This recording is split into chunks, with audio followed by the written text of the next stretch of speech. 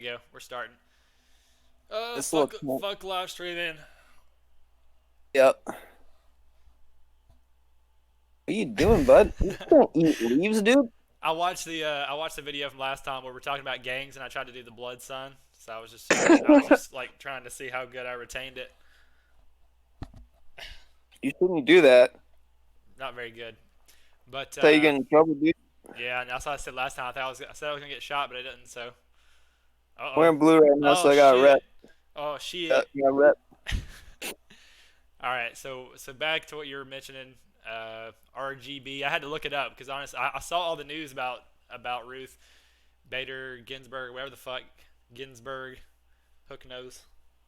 Yeah, all I really know about the situation is apparently she had cancer like 5 times, and she's been like just trooping through it. Like And how then much? like Yeah, how much the time has minute she that even been in the office? That's what I'm wondering. Like if she's been having that many problems, like has she even been doing her job for the last however many years? Well, and like that's like what a lot of people were bitching about on the internet. They were like, she should have retired under Obama, and other people are like, she should have just lived for one more year. And it's like, you guys are fucking insane. Like, it's not, as far as I understand, really that big a deal. Like, even Kavanaugh, the guy that Trump put in already, like voted against the Republicans, and it was kind of like, well, that's disappointing. Yeah, that's what Jordan said. He was like, "Oh, we need like Republican," but then again, like look at what he's got. Kavanaugh's not even doing weird shit. Well, like that's the sad thing is like these Democrats are like super convinced that Trump's this like far right neo-Nazi, and in reality, he's pretty democratic on a lot of his social stances. Like I was reading something the other day that said that like 45% of gay men support Donald Trump. Like he's got a lot of like support coming from the black communities now that like all of these rioters are burning down black communities, and like Yep. Hispanics especially, like the Cubans in Florida, especially, like are really, really supportive of him right now because he provided a lot of jobs back to America, and that seems to be like what most people are concerned about. Yeah. Like, how am I going to make money to provide for my family? Like, that's all they really care about at the end of the day. Like, the more and more the leftists push this into this like social area that only has like interest in like this tiny fraction of the United States, like everybody else is like, we don't give a fuck anymore. Just like let us have our jobs back. Yeah. That is the silent majority. Like there's all these people firing off on Twitter and all these dialogues happening, but yeah, the bottom line and the silent majority is people just need jobs and they yeah, they just look out for their family. Those people don't have Yeah, time to bullshit. So, yeah, I agree. And I definitely think we're going to have record voter turnout this year just because of the riots, and we're definitely going to have more people than ever vote Republican because of the riots. yeah, that's a They good shot point. themselves in the foot. Like I don't understand like the thought process on that. Like, oh, if we burn down all these cities, people are going to vote in favor of us. Like, in Well, what universe do things work that way? I think there's two angles to the riots. There's the people who are actually rioting for the most part, and to them there's not a thought process, and there's nothing about voting. They're not thinking about that. They're just, for them it's a very simple formula. It's like I'm mad, either for my own reasons or because the media told me to be mad, and this is how I express my anger. And then there might be how do you say like the media and people who are trying to perpetuate and like catalyze the protest and their angle. I mean, and yeah, and that's the better consideration. Is like, okay, let's say like Soros or whoever these leftist media organizations and everybody's trying to stir up everything, trying to cover all these killings and stuff and really try to put spins on it. Yeah, like what is their angle? Are they're like they get the left mad, the left goes and burns down shit, and they say, look what Trump did. It's fucking crazy. Well, a lot of these instances, like when you look at the arrest records, it turns out that these people that are getting arrested, they're teachers. They work in the judicial system. They're like prosecutors and like public defenders and shit like that. Yeah. They work for the media. Like I think two people who are facing like life in prison right now for throwing Molotovs at a cop car, like they were prosecuting attorneys like in the district that they were doing this shit in. So it's like the same people who have been like letting people get away with this, like educating all of these like college kids to like think this way, that are like causing the majority of the violence. Like I think most of the college kids showed up for like a legitimate protest, and then you have like a small cell of people who are like actually doing real terrorism. So I mean, one good point that I saw is that there were plenty of peaceful, like quote unquote peaceful Black Lives Matters protests, so and stuff like that. So that's something to take into consideration. But and then number two is like it is an indication of like who constitutes the left, like who are the left, and they're not all just like jobless young kids. Like obviously they're people who are, like you said, are very well established in education, especially because that's part of the propaganda machine. Media, another big part of it, and the government in general. But I don't know. It gets more complicated with the government, but of course, like things like media and education are very liberal leaning for sure. Like that's the real shitty thing is like, probably a decade ago we were like laughing at these people like, oh, you're gonna get a degree in like gender studies, like, oh, haha, you're gonna get a degree in like fucking African American culture studies, or like, whatever, all these bullshit degrees that we thought were a fucking joke. Like they actually went on to graduate, and they put themselves in positions of power in like the government, the media, and education. Like even like Goodyear apparently has like some kind of fucking re-indoctrination kind of shit going on. Like that's all coming from them getting hired on and then trying to spew that bullshit down from the top of the company, and it's working. So I you, thought that they weren't going to get jobs, and now there are all these like new positions open. I can't like verbatim name any of what the positions are called, but they're creating new positions within companies in the government and education so that they have jobs now. So you bring up a really good point, which is the idea of like top down. I was actually thinking about this earlier yesterday about how, as far as like this problem, like in its entirety and how it all relates together, I think it is very top down. It obviously is very top down because obviously people at the bottom, they may propagate some things, but ultimately they're really like they're filing into this system. It's the cultural engineers. It is these elites. It is the people at the top who are creating these silos, who set up the education pipelines, who connect them to the jobs, who have the ties with the companies. So yeah, I mean that's one of the main takeaways for me is that it is a top-down effort, and I don't know. I think there's still plenty of people out there with useless degrees and stuff, but I guess the bottom line is that it's very comfortable to be a leftist in today's world. You get acceptance, like the media accepts you, mainstream culture, Hollywood, corporate.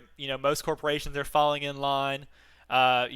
Yeah. So it's very comfortable to be leftist. And what's really funny is, in spite of all of that, they still have this narrative that they're rebellious, that they're the opposition and they're taking down the structure. But all they're really doing is they're on top, and they're just trying to beat down the last like soul and backbone of America, which is like the hardworking, the conservative, all that kind of stuff. Right. Did you see that fucking the new Call of Duty trailer that came out or whatever, where they were Um, talking about like Yuri Bezmenov's in it and shit? So I heard some of that stuff early on. It's funny enough, my brother's really into Black Ops. He's probably playing it right now. But yeah, I heard that they took out, they removed it, right? Because I've seen the Yuri like demoralization video. It's super potent. It's very cool they put it in there. But so what Yeah, happened? no, they took that down. And It was just like a bunch of like different clips of like people across like the world fucking, rebelling against the government and shit. And I think like the reason that they said that they took it down was because it had a clip of like Tiananmen Square in it, which I thought was like insane. I didn't see it in there, but that's what they said they took it down so for. they But took the whole trailer down. You're saying? yeah, Okay, yeah, I heard about the Tiananmen Square too. So who knows? yeah, it was just like that the most like famous part of it, the part where he's talking about how like they came to like, get inside the institutions so that they could like, make America fall apart from the inside by like corrupting it with Yeah. communism. Oh my, that is such a potent video. I've honestly shared it several times, referenced it several times. Like, yeah, because he's just very articulate about like the demoralization of America, how it happens in stages, how it's already been going on since like the 70s, and it's already past the point of no return, which is something that we all like are feeling, and I don't know, it's just really interesting to have like that foreign perspective because like we don't really we're so siloed in a lot of ways, and of course, like Russia does to an extent have like a vested interest in the downfall of America. But yeah, what's funny is in spite of that, we don't look at them as the primary evil. Like we obviously know what more of the evil is that's right here, more rooted. But of course, yeah, there's a lot of complication. Yeah, no, and it's like it's kind of like crazy because I'm trying to like explain this to other people around me, and it's so deep, and there are so many angles and different factors that it's hard to like know where to even start with this shit to like get people to come over to your side of seeing things when like they don't generally care about politics in the first place. Yeah.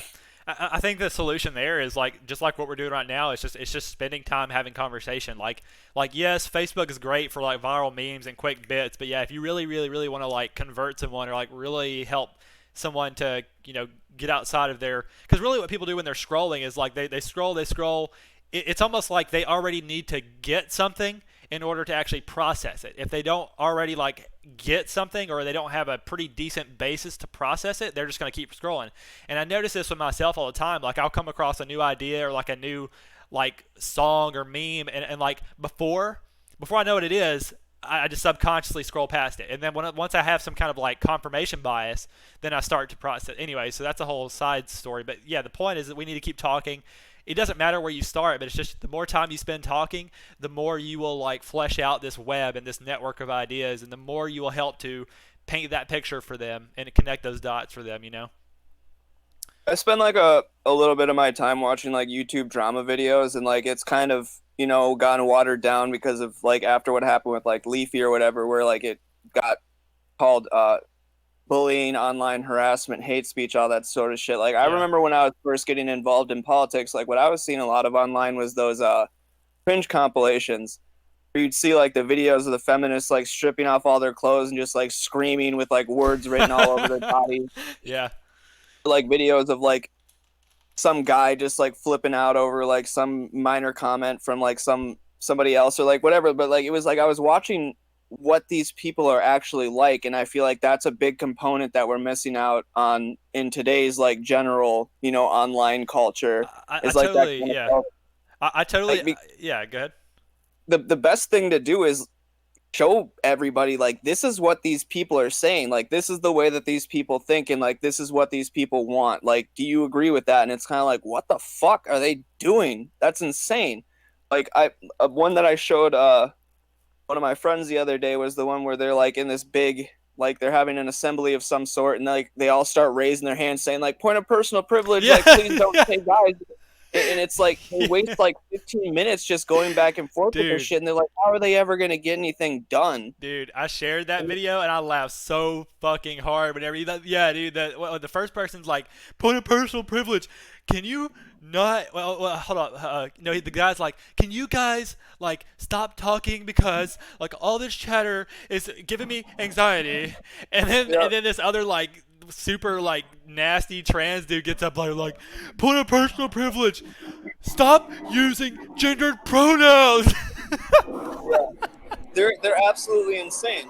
But like most Oh people aren't god. aware of this. Like you get the suit and tie guy who gets like up on CNN or whatever, and like that's who they're mostly listening to. But like you miss out on like who is his real audience? Yeah.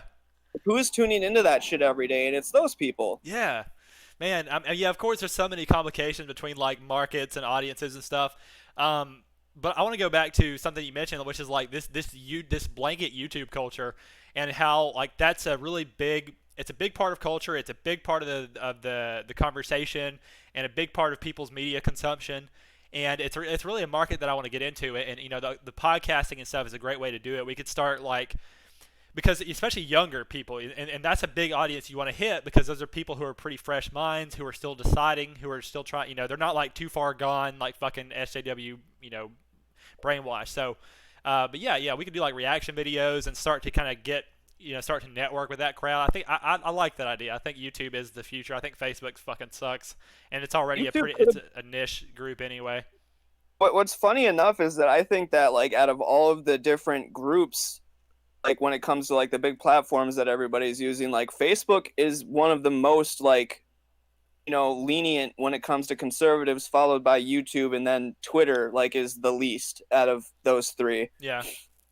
But like even then on YouTube, like people who are trying to get involved like will never be able to get their channels off the ground, just because like the algorithm listens to what you're saying and decides like, no, we're not going to bump you, we're not going to expose you to anybody, like you're never going to appear in the suggested Yeah. feeds or anything like that. So you might be able to build an audience of maybe like 100,000 people, but like it's never going to go much further than that. And like as soon as they want to, they'll snap their fingers and your channel is just gone for good. Yeah. And they'll do the same thing that they did to Alex Jones. Like it recently happened to like a bunch of YouTubers that I was personally subscribed to, and like they weren't that big because YouTube, like I said, wouldn't let them get that big. But I was part of their audience, and just one day I go to like look, and I'm like, well, where did this guy go? Yeah. And their channels are just completely gone. Yeah. I mean, that's a good point too. Like that's part of the bigger problem that we're gonna have to work around. Like, I don't feel like it's wasted effort if we still try to get on there, like you said, like still Hmm. try to hit that 100,000 mark, still try to get our word out there, and then we get nuked at some point. Like, you that's still a beginning, that's still a following, that's something that you can carry over to another platform. And I think after it happens enough times, that's like that's like this. It's almost like this mathematical thing that happens, which is that the more the left tries to censor and ban people, the more they're waking people up. I always talk about how whenever Alex Jones got canned from YouTube, that was a big moment for me. Like that, I'd always known about Alex Jones. I'd listened to his stuff. I'd heard the memes, but like when that happened, I was like, okay, something serious is happening, and I really need to take a closer ear to what he's saying. And I just took like another deep dive, and it was very productive. So yeah, I don't know. I think every weapon they use kind of works against them a lot of times. Funnily enough, one of the first YouTube channels that I started listening to in regards of politics was the Young Turks, and at the same time I was watching the Young Turks, I was listening to Alex Jones. Yeah, And I lean more towards Alex Jones, and like I try to like show people clips of like the shit that he was saying. They're like, he's absolutely insane, and I'm like, yeah, kind of, but maybe he's right. And I've kind of grown a far way away from that, and it's kind of scary to think, like at the end of the day, not really a right wing versus left wing problem. It is an elite versus, the non elite sort of issue, but like it's been devolved into this sort of like identity class politics sort of thing. And it really does feel like a huge distraction. Like it's super important that we have like the discussions in regards to those sorts of things, but like it completely circumvents the entire real issue. The fact that like there are these people who like pass down their companies from generation to generation, like people who are involved in politics who like, we've never had a president who wasn't in an Ivy League school. yeah. Like I never had that option. Most people never have that option. Like there is an elite class in the United States that like gets everything, and we're all down here arguing about like skin color and like sex and shit. Yeah. So, yeah, of course, like kind of looking at it, getting away from the left-right analysis and taking more of like the class-based analysis is definitely relevant. However, like I don't know, like class, of course, hierarchies and wealth and class is almost like. I mean, you could argue it's going to be timeless. I mean, maybe at some point we'll kind of move past it. Like at least for right now, I think it's still pretty useful. But what we have, and like another good point is that there are wealthy people who are like benevolent. Like I mean, it's a whole other discussion, but I would point out there that Elon Musk is one. I mean, he's doing all kinds of sketchy shit, I'm sure, in terms of like resource mining and whatnot. But in a lot of ways, like he takes a huge difference in saying, hey, like I'm trying to do these projects for the good of mankind. I'm being very transparent. I'm not behind the scenes. I'm not screwing people over. This kind of thing. I mean, that's the point I want to make is that being wealthy is not inherently bad, and I don't think we should curb the class-based thing in general. But of course, like to a large extent, most of the wealthy people are very corrupt, and they basically try to reset up the system in a way that like you said, is nepotistic. They're giving their own kids the handouts. Their own kids are just very privileged and don't have the hard work and the respect that balances that power. And so yeah, there's just a lot of problems with wealth in general. But I guess it's just like unlike a lot of people, the way that a lot of people see it, it's not just like kill the billionaires. Like I don't know. I don't think it's not that simple. It's just it's obviously a more complex discussion like everything.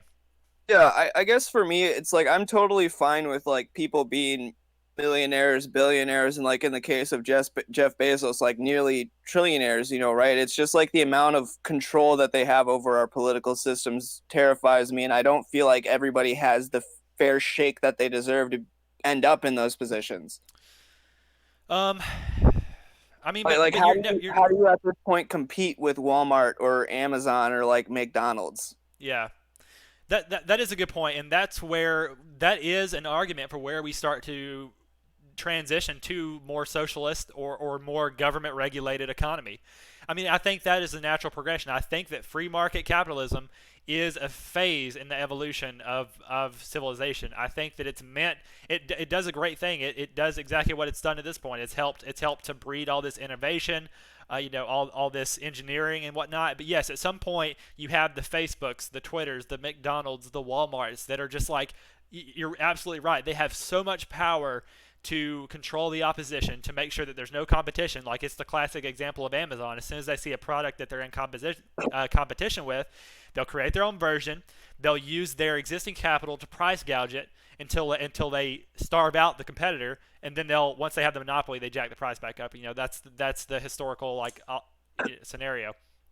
So yes, I think what I prefer to see is not necessarily like more what you mean by like socialistic, but like, we've had efforts where people tried to do like upstarts with companies and stuff like that, and then like Visa and Matt, like what was it, like Gab yeah, was created. We had Parlor, we've had BitChute, but like for whatever reason they're not able to get up off the ground in the same way. And a lot of it has to do with like the money fuckery that goes on behind the scenes with like the really major corporations like MasterCard and Visa, where they start fucking with people's money. yeah. So I mean, even with Nectar, like with my project, I ran into the same things. And it's like with all social media and all companies in general. It's about that like getting that momentum to get up to speed. Like how do you get people to transition over? And that's tough enough in itself. And of course, they can do a lot of things to hurt you. But yes, like the actual bottom line, like money, like taking away their funding is pretty fucked up. And that goes to show you how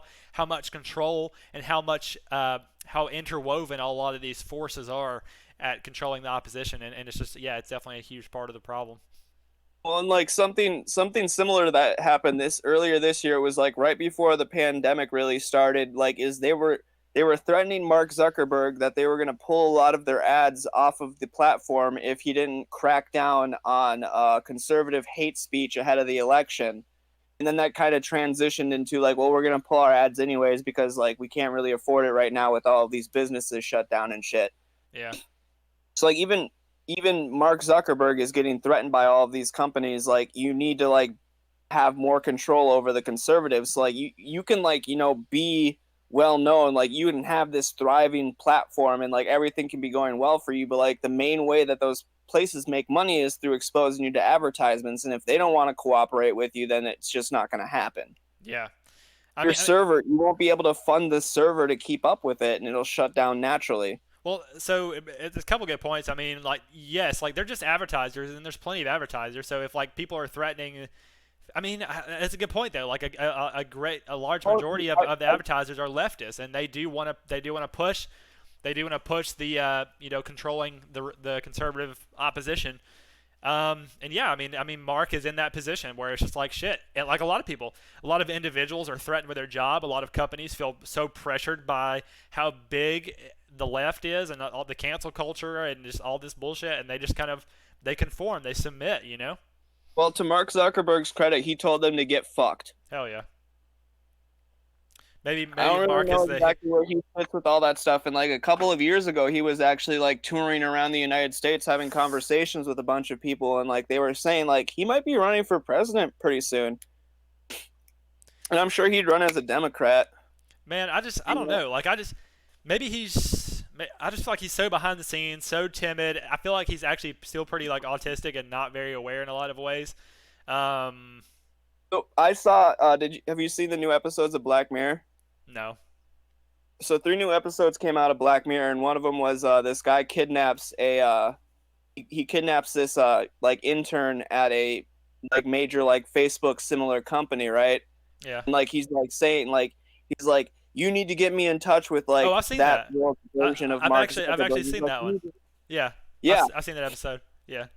I thought that one was pretty eye opening, especially the part where the dude was like breaking down. He's like, man, like I just created this thing and it like blew up into something that like I never imagined it becoming. And now like there's all of these systems and like I don't even really have control over it Yeah. anymore. And I feel like that's kind of the situation Mark Zuckerberg ended up in because like if you go back a long way to like his early interviews, it was just meant to be something where it was connecting like college students like on that specific campus. He never realized that it was going to become community on the internet. It was Yeah. supposed to be like representative of real world communities. Yeah. But it Like just like this took a life of its entire own. thing, like I'm talking to this dude in Georgia right now that I've never met and I consider him a friend. Like he did not anticipate that sort of interaction on the platform. Yeah. Absolutely. Like I mean, I've had just a a very intimate relationship with Facebook over the last couple of years, and all the people and a lot of people that I've met through Facebook. Of course, I've tried to keep it local, um, but really the whole meme network, like this like organic like meme network on Facebook, has really been pretty staple to my experience the whole time. And honestly, that's something I'm trying to do. Like another effort with the podcast, like this go around, is like to really focus on some of these faces, like out of this mass of memers in this network. Like I really want to try to like understand it. Who are some of the key players, like who has been really pushing the content and stuff like that. I think there's a lot there, but hey, I don't know. Yeah, no, dude, it'll definitely be exciting in like 50 years when we start to actually explore the psychology behind people's behaviors online. I'm sure a lot of people are already doing it, but like it combines like this mob mentality with like sometimes there is an avatar that goes along with that, like in the case of Facebook or Twitter. And then you have a lot of communities that are like 4chan. It's just completely anonymous and you can say whatever you want and like be whoever you want and like rationalize in whatever way that you want. Yeah. It definitely like not just because it's 4chan. I will say things on there that I would not say on Facebook because it's not tied to my name. Right. I think I mean, of course, there's pros and cons to that experience, like into every platform. Obviously, on 4chan, it's like, yes, you can feel more free, you can reinvent yourself and stuff like that, and you can say things without accountability. But then again, there is a lot. I mean, I don't know. Like, I do think that's actually the pros that pretty much outweigh the cons in that. Like, the cons would be like, oh, you're going to be a little bit more hateful, but not really. It's just like people are mostly just like truthful, and yes, like a little bit more. But that's what we need. We need that's more authentic. I think 4chan is pretty solid in that regard, but um, I don't know. At the same time, there is like a lot of like, I don't know, like you can't represent yourself. Like there's not really trust. There's not really like, oh, I know this person. You can't really weigh someone's words into like the larger picture of what you know about them and their history and any other context clues. You literally have to read one comment and go like, who is this? Is it troll? Is it legit? I don't know.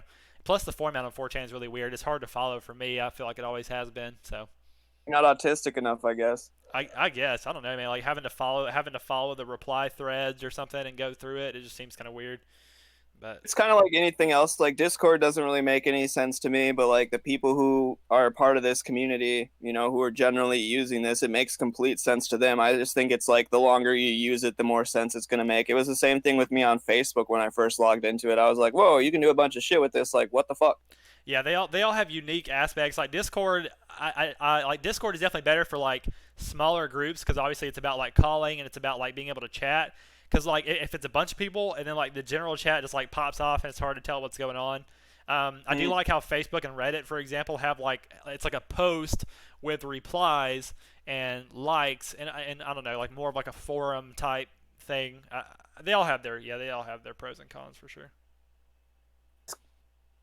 Weird to think about how like trying to conform to a certain sort of user experience definitely changes the way that people communicate with one another. Yeah, and I've thought so much about this, especially like with Nectar, like just like look like comparing all the different ones and saying like what would I want, what could be better, and even now like last night I was even like kind of going back through my Facebook feed and trying to like rather than what I've typically done is I look at the content.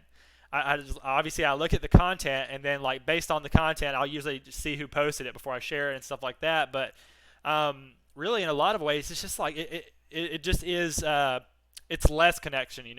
It's like less direct connection with people. That's what Facebook has definitely got this like hive mind thing to it where it's like the memes spread virally and it's just these ideas. It's like your interaction with the content. It really like feels like it minimizes your interaction with others a lot of times, but I don't I'd know. say Twitter is more like the hive mind sort of thing. On Facebook, I often like wonder a lot about what goes into what I see because like we know for a fact that they've experimented on their users before. Like I brought it up before. Like they did this thing where they were like looking for keywords like and they'd use those specific keywords to like make certain posts appear in your feed and like depending upon like what sort of emotional reaction they wanted from you would change the sorts of uh things that appear in your newsfeed. So like, can we make somebody sad, right? And like they'd show them sad shit, and like people got sad. They started posting more sad things themselves. Like, can we make this person angry? And like they do that too. Yeah. Oh yeah. I believe it. I certainly believe it.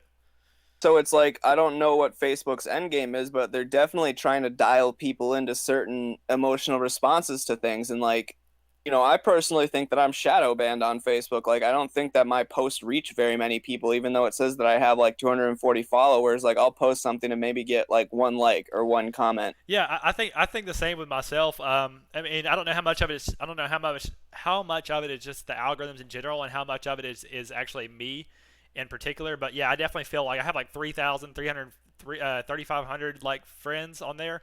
But yeah, my posts consistently only get like a few Well, that's the likes and thing though, stuff. is like when I make a joke that has nothing to do with politics, like I'll get like 500 shares, like 600 reactions, like all of this shit. Like people respond to it, but like the second I start talking about political things, it's just zero. Yeah, man, there is no telling like how much automation and how many algorithms are affecting us. And I guess like, I mean, it's kind of tough. Like you can't expect them not to. You can't expect Facebook like not to do anything about it. And you almost can't expect them to like create algorithms in a way that are like perfect for everybody. Like they're going to tamper with it, I guess. With Um, how often I get banned from Facebook, I find it hard to believe that I'm not shadow banned.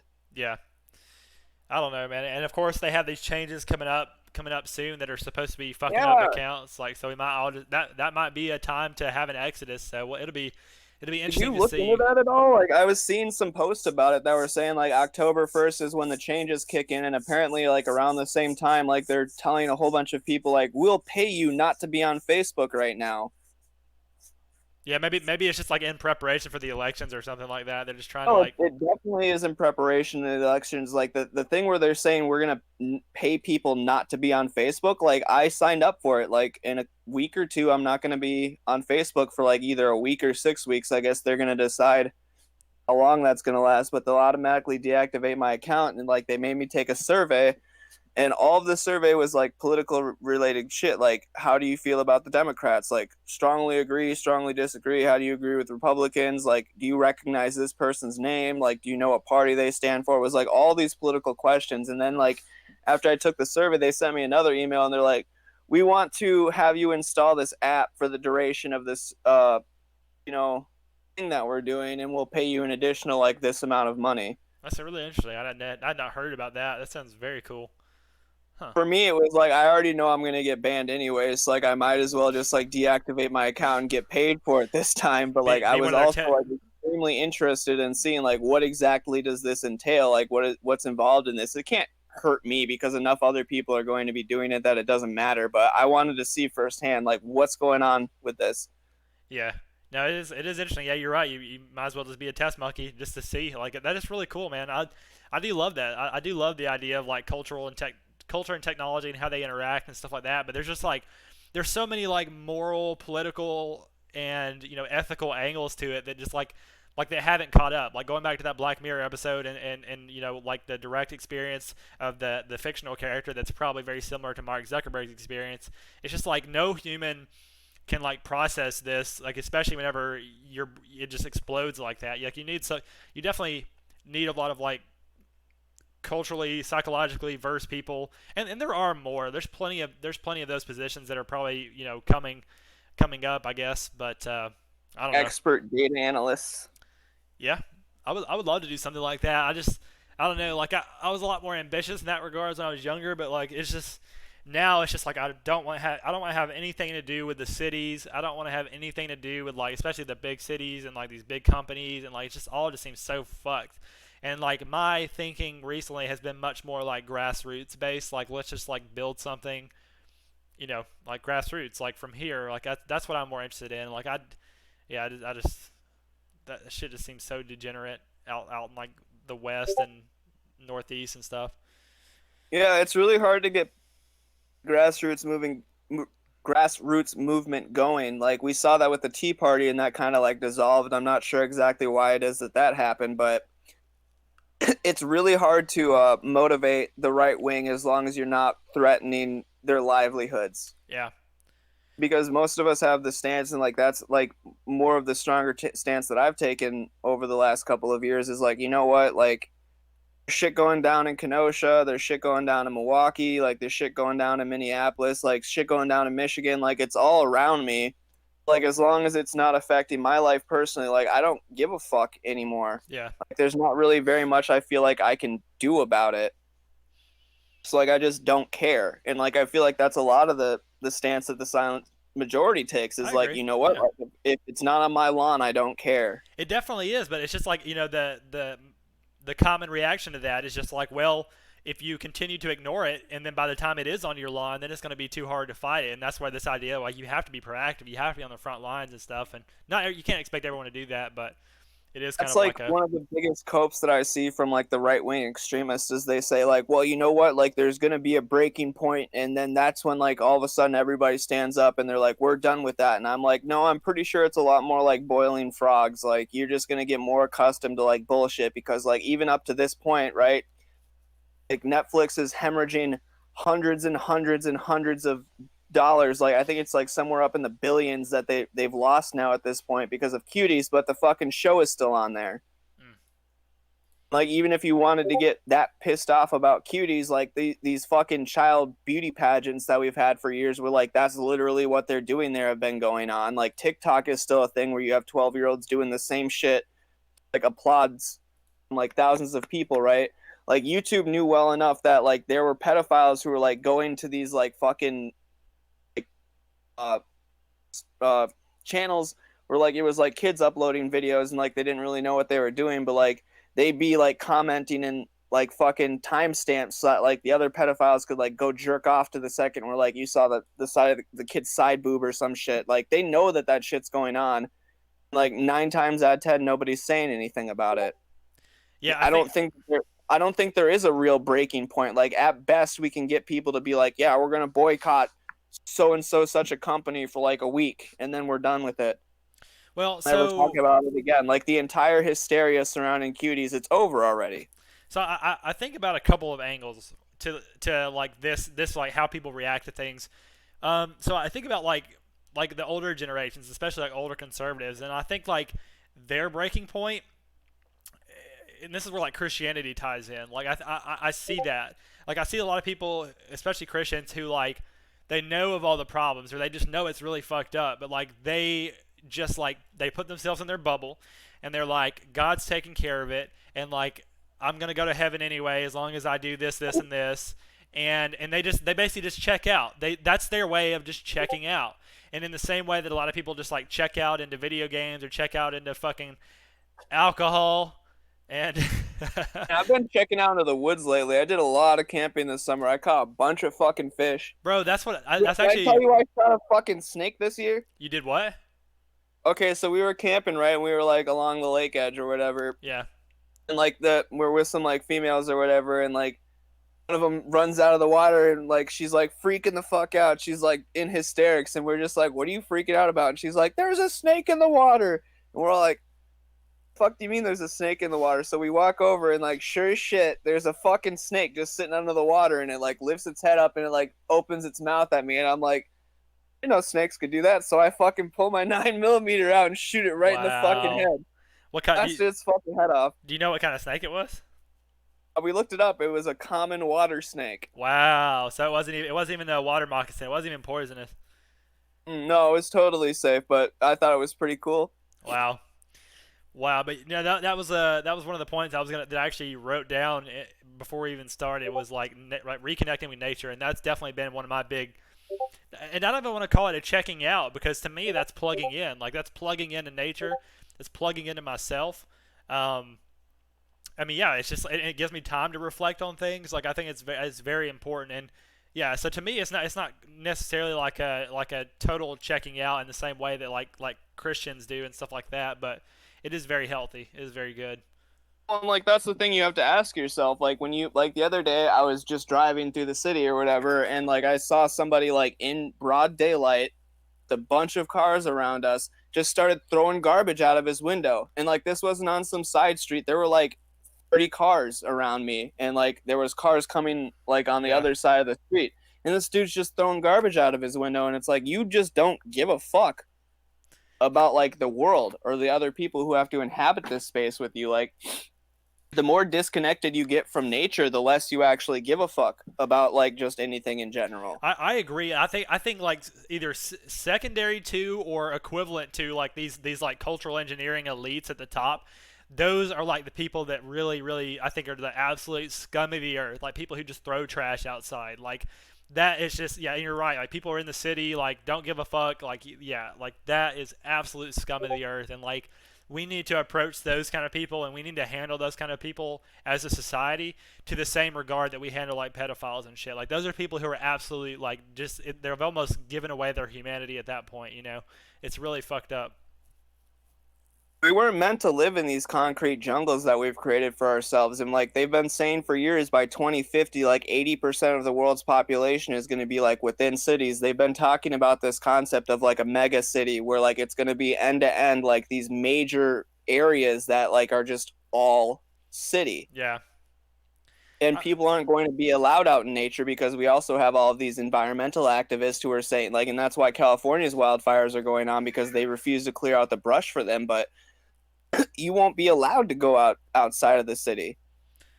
well, They're going to tell you it's because you'll destroy nature and like we need to preserve nature. So it's like this sort of like pseudo intellectual argument that they're having where like they don't want us to destroy nature, but like they also don't want us to be able to enjoy it at all. Like there are a lot of people this year that they were saying that like we're gardening for the first time ever. yeah.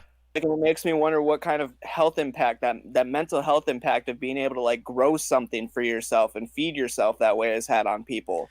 So like there, I think it's actually I think it's very well known psychology that like being obviously like in nature, fresh air, being around green in general, growing things, eating your own food, like that's all. It's not that's not all just like pseudoscience. Like that's all very like scientific and very. I think it's very well known, especially the younger generations are picking up on it. And my hope is that even though like if we assume that populations are going to grow and people are going to that cities are going to grow, my hope is that the cities do become more green friendly. There is a lot of there is a lot of movements in like green design and like sustainable design and vertical farms and stuff like that. And like that's the hope, of You ever course. Is like been in a green space though? I mean I don't know. I mean like college campuses and stuff are pretty well maintained. I've been in a couple of the major like okay, so down in Milwaukee they have like this like it's where I like to go when I was living down there, but they had this like river you could go kayaking down it. There was trees and shit, but like it also had bridges crisscrossing over the top of it every like such a distance. Right. And like I could always hear the cars. Yeah. I can always still hear the people. It's not the same. Yeah, I agree. I mean that's like, that's again, it's very idealistic. It's very hopeful, but like hopefully long term we can either move to electric quiet cars or like bikes or like trains or something else. That's all hopeful, but This coronavirus thing, I was actually hoping that we were going to get to the point where like people wouldn't need to return to work like that, and we could just like do all this internet shit that we do from like a distance, unless it's absolutely key, like in manufacturing. And usually yeah, those sorts of things occur in like smaller towns and yeah, cities in the first exactly. place. I Like agree. I no, agree. Yeah, I hope they're so. now saying that like if you don't come back to work, we're going to pay you less. Like that's an option, but like you won't make as much money. So they're already trying to pull people back from that. Like I think that recently the biggest company that was doing that sort of thing was JP Morgan made all of their employees come back. Yeah. Yeah, it'd be very interesting to see. There's been a lot of conversations about, of course, like working from home, and everybody realizes that for the most part, we can work from home. So why are we even doing this? It's mostly because, to me, it's just like boomers who are still in charge, who are just clinging to the old ways, like not because we need to, but because they like seeing people. And there is something to be said about like human connection. And I still think that companies should have like maybe meet every other week or something, or do something like that. But yeah, I mean, hopefully, I think that the decentralization that's available because of technology should definitely be utilized. Hopefully, the workforce fights it, and hopefully that cleans off the roads and gets people out of the cities. But who knows? Like, there's so many angles. Each company handles it their own way. I don't know. I was like you knew that I was like going to school for a little bit to like try to get involved in like the tech industry and everything, and like I've completely changed my mind on that. Like I'm gonna be going back to school at the start of next year, but like I'm gonna go back to like learn welding because like I don't want to be involved in any of that shit. Hell yeah. I'd much rather work with my hands. Yeah, I think about that a lot. Honestly, a lot of what I do outside of work, like revolves around like that kind of like crafting, like baking, working with like woodcraft, and I would like to get into metal work and stuff like that. I think there is a lot to be said about that kind of stuff. And the trades are obviously like they're in high demand. Like they're a good skill. You make money. The people you're around are pretty good. Yeah, and it's a way to just like not be involved with the fucking toxic like corporate and technology and stuff like that. So I don't know. You see that thing? They're like starting to do some like prefabricated houses and shit. They were like, yeah, one of the only things that like machines don't do at this point is like building houses, and like we found a solution to that.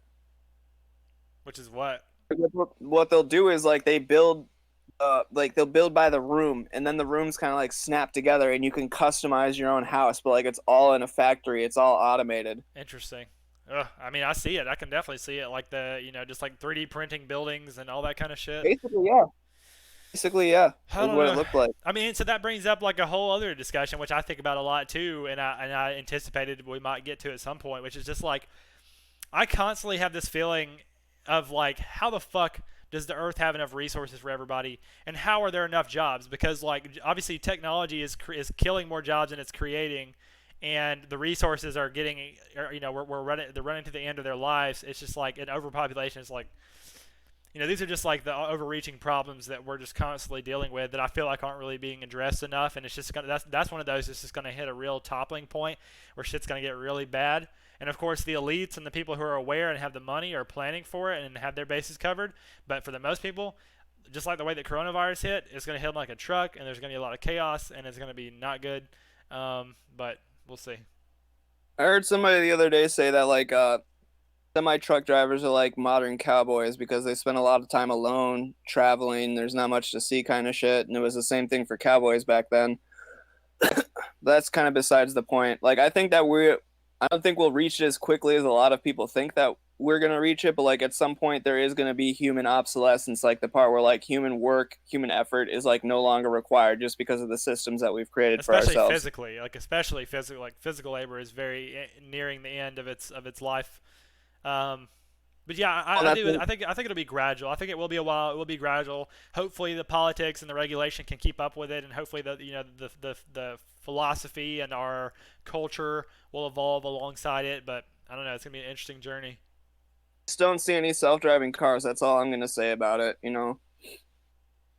Yeah, that's true. It's not going to be nearly as quick, but like I've said that before too, is like, when that happens, we'll just switch over to communism and everybody will just get their resources doled out to them. But like the other point is the fact that like what you said, like we use too many resources. I think Western society's Achilles heel is the fact that we're not willing to like downscale. We're not willing to like live at a degree of we're not willing to lower our standard of living like at all. We Well, so always want Well, so my better. thing, I do think that that's a generational thing to a degree. Like I think that the current Gen X and Boomers. Well, I think Gen X especially is like very very into wealth. Like they really caught like the explosion of technology and America's resources in the corporate world, and there's a lot of money. And to them, it was like very materialistic because of like how the culture was booming and how the industry was booming at the time, and they were all about like big houses and big cars and stuff like that, and having your own property. But I think it's like what Terrence McKenna says, like the archaic revival. I think the younger generations are like a lot more into like sharing things and into just being modest and connecting to nature and not really needing as much. And I don't know. I do feel like those trends are out there. I feel like we're not really as drawn into like big flashy wealth and stuff like that. I think. Remains to be seen as far as I know, like the number of like teenagers apparently who report like having lost their virginity or like being involved in like relationships and stuff like that. It's like declined greatly because a lot of them just spend their time either A, twerking for likes on TikTok, or B, just playing Fortnite all day. That is pretty much like that is like what the girls and the boys of the new generations do is like they're like fucking TikTok twerk, or fucking Fortnite. Yeah, I mean, I don't know. I don't know. Yeah, it's kind of terrifying to see what's gonna happen next because like we have, right now, like 6, 7, 8 year olds who have spent their entire lives just having an iPad placed in front of them. Oh god. Like, what kind of person is that going to produce? I don't know. All I know is like when I was 10, it was the first time I ever entered a chat room, and like that definitely had a major impact on like the way I developed. Yeah. Yeah, me too. Like, yeah, around that age, around like 10 or 10, 11, the early chat rooms and YouTube and stuff like that. Yeah, video games. Internet was definitely a very different place. Man, it's crazy. Fuck, it's crazy to think about. Hasn't been that long. It really hasn't. It's been like what, 14, 15 years. The That'll be beginnings of weird. YouTube. I got on Facebook around and 4chan around middle school, Facebook around high school. Fucking Be the crazy. first person to admit I was wrong about coronavirus. Huh? I'll be the first person to admit I was wrong about coronavirus. You were like all doomer about it, saying it was like really much Hell worse than yeah, I everybody. was, dude. I was like, the world's about to fucking end. We're all gonna die. Well, Make but, hard. but they, I mean, I don't know, like they not only hyped it up in a lot of ways, but they also were obviously covering it up in a lot of ways where it could have been, So it's just like it's just hard to judge. Like for people like us who aren't like directly involved, we're just like watching the news and trying to piece together information. And China's covering everything up, and the CIA is covering everything up, and like the CDC, and there's so many, who knows? Like it is our best guess. Like it honestly could have Psyop, been dude. much worse. A psyop. I think what happened was like because Trump was bringing back a lot of like trade. He was bringing a lot of jobs back in from China, like by not buying from them anymore. They were like, well, fuck this, right? We'll shut your economy down, and now what?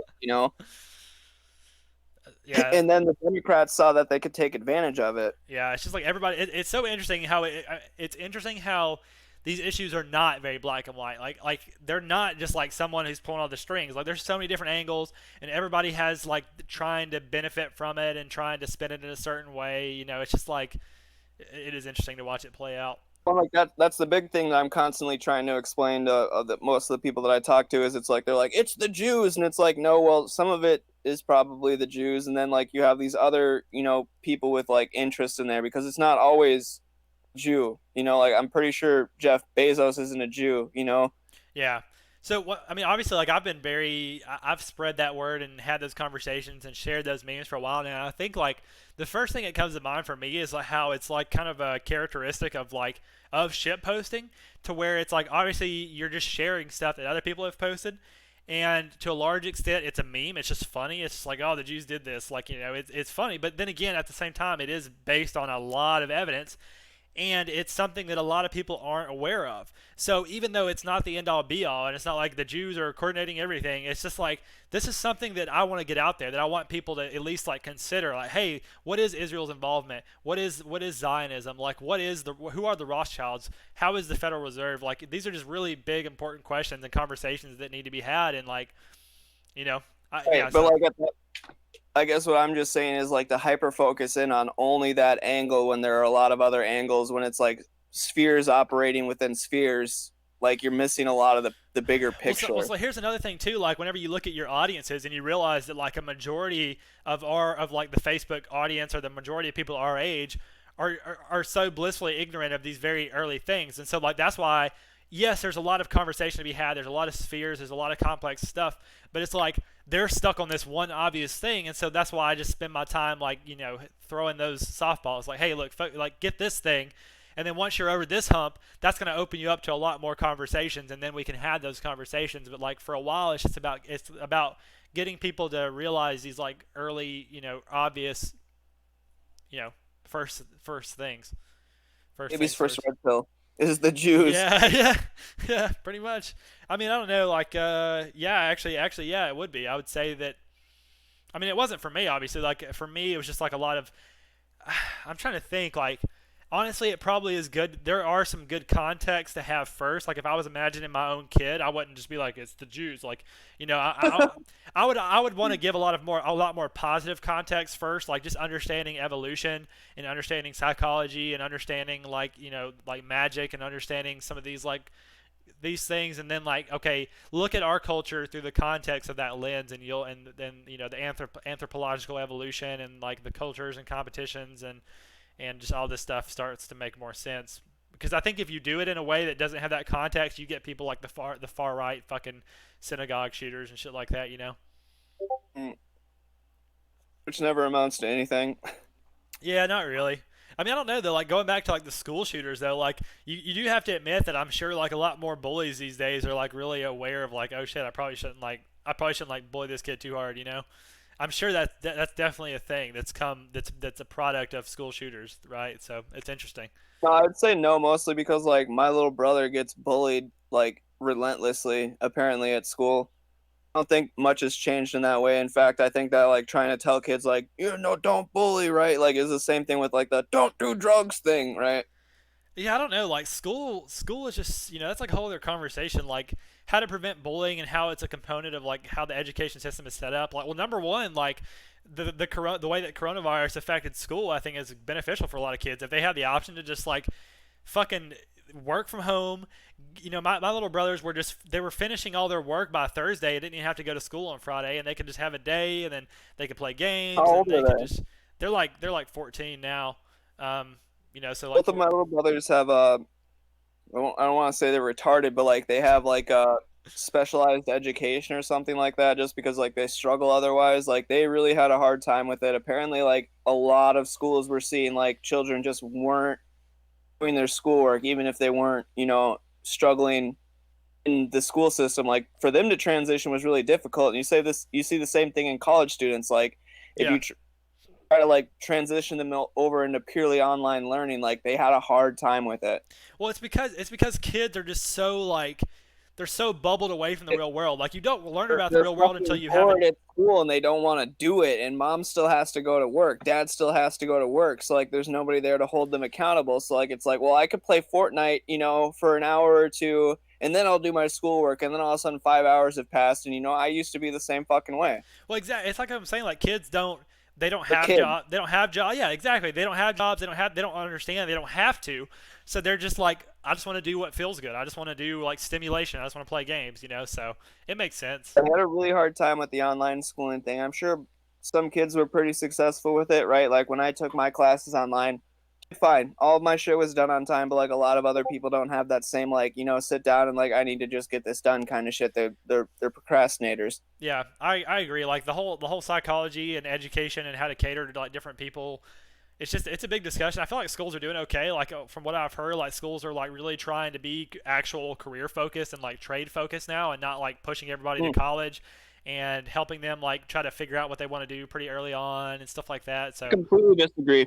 You probably didn't hear about what they were sending letters home to their parents about. Like they were saying like you're not allowed to like sit in on like our online education. damn. I think one school in Tennessee sent a letter home to the parents saying that they'd take legal action if they found out that like parents were sitting in the background listening to what they were teaching their students. Like Yeah. a bunch of college professors were talking about it. Was like in op-eds and shit like that they were like highly concerned that like parents were gonna find out about like what was going on in college classrooms because they know that it's indoctrination. They know that it's brainwashing. Like they're teaching kids like they're reading kindergartners school books about like anal sex in California.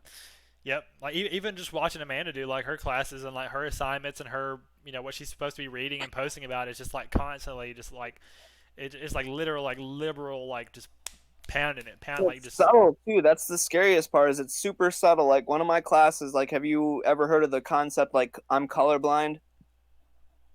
no.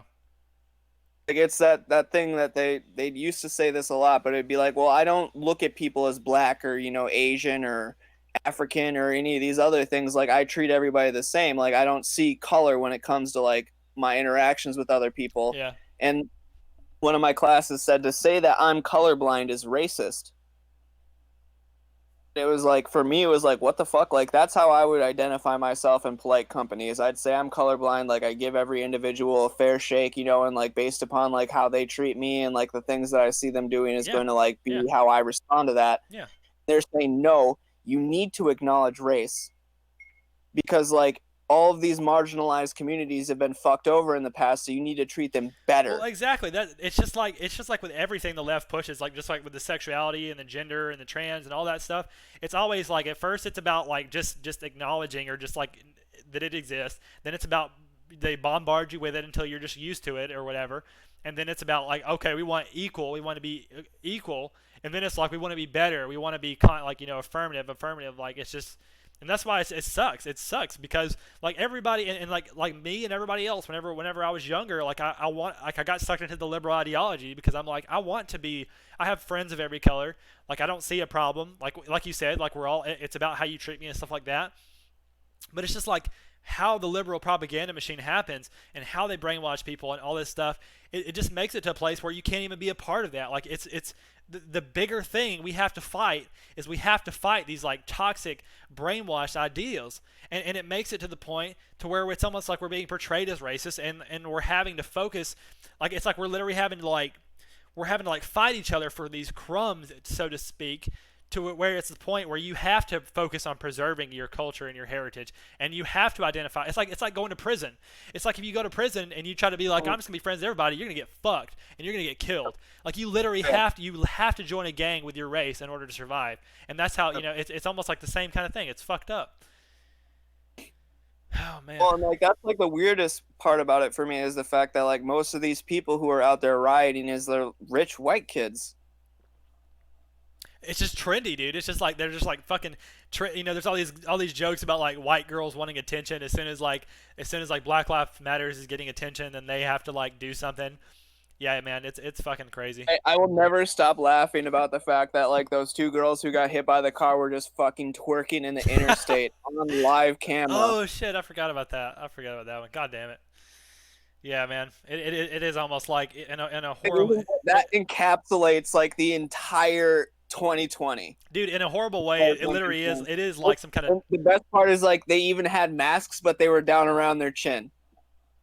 Perfectly encapsulated 2020. Dude, honestly, the Kenosha shit was like pretty like. I mean, it was pretty fucking on point, but I don't know. It's never clean. It's never pretty. Like it's never like great. It's no one ever wants to be in that situation, but it's just like we should take these moments and be like, what the fuck is going on? Like, why are people doing all this shit? Why does it have to come to this point? It's been a 2020 wild should ride. actually made me smile because it was like a bunch of fucking like all three of them had criminal records. I'm pretty sure two of them were felons. One of them was like a fucking child rapist. I think that was the second guy that he shot. Yeah, there was like a molester, like a someone who like had done some robbery, and other. Yeah, I think two of them were like child molesters or sex offenders. They had the left like literally pissing their pants because they realized that they could get that owned by a fucking 17-year-old pasty white boy. Yeah, yeah. A lot of the main like it was just Like imagine a real right wing death squad, you know? yeah. Yeah, a lot of the response. I mean, it was just like I don't know, like just watching how degenerate people are, and like just all the kind of responses. It's just like the same cycle. We've been through it like several times this year with all the previous shootings and stuff. The media blows it. Shit happens. Cops don't handle it well, but the suspect didn't handle it well either, and they didn't do what they were told, and something bad happened, and the media blows it up, and everybody blows it up, and everyone starts taking it to racial conversations, and then the edgelords like us and whoever start to be like, well, not necessarily, and then blah blah blah. It's just the same shit. We're all getting desensitized to it. Did you hear about the newest developments in the fucking George Floyd case? No, I remember seeing the footage though. I remember seeing the video, and I was just like, wow. So apparently they're not going to try them as a group, which like leans into them being able to throw each other under the bus, and they're not going to talk about how he overdosed. Like they're not allowing that to be used as evidence in the case. Why? How can they say that? How can they like? I don't know. I don't know. That's just what I Dude, if you had watch the heard. video, it's like obvious that he's like not only Well, like another video came out not too long ago where it shows him dropping a white baggie on the ground while he was like sitting next to the cop car. that's crazy. We know from the toxicology reports that he was on a very high amount of drugs, but apparently they're not allowing it to be used as evidence in the court case. Well, what's weird is like how much people hark on like the details. It's like obviously everyone's trying to use everyone's trying to use it as like a way to have a discussion or as part of a bigger problem. And it's like the details of the case all of a sudden like try to change like the overall narratives. Like I wish we could just have like these discussions overall and like really advance these attitudes without and be able to look at the particular cases as what they are. Like, well, yes, the cop could have done something better. He fucked up. Yes, this guy wasn't like a saint like he was portrayed. Like, let's stop trying to make this like so injected to with narratives and like political points. But that's a whole other discussion. Where was it recently that like one of the guys like committed suicide? Like he had a gun and he killed himself and they still rioted over it. I don't even know, man. Yeah, I like with the Ahmaud and the George Floyd and the James Blake. It's just like they all have their own stories. There's always unique things. There's always more angles. There's always information we're not getting. You know, Let oh me see if I man, can we, pull we it could up real keep, we could quick. keep we could keep talking about it. I guess we hit the hour mark, which is usually where I like to keep it. I guess. Go to Minneapolis. Huh? Murder suspect suicide. Murder suspect suicide sparks looting unrest in Minneapolis. Hmm. And that happened on August 27th, so not even that long ago. So what are our takeaways from this conversation or from these trends in 2020? Like, what is our what do we make of it going forward? Like, what are some of the things that we like what how do we summarize it?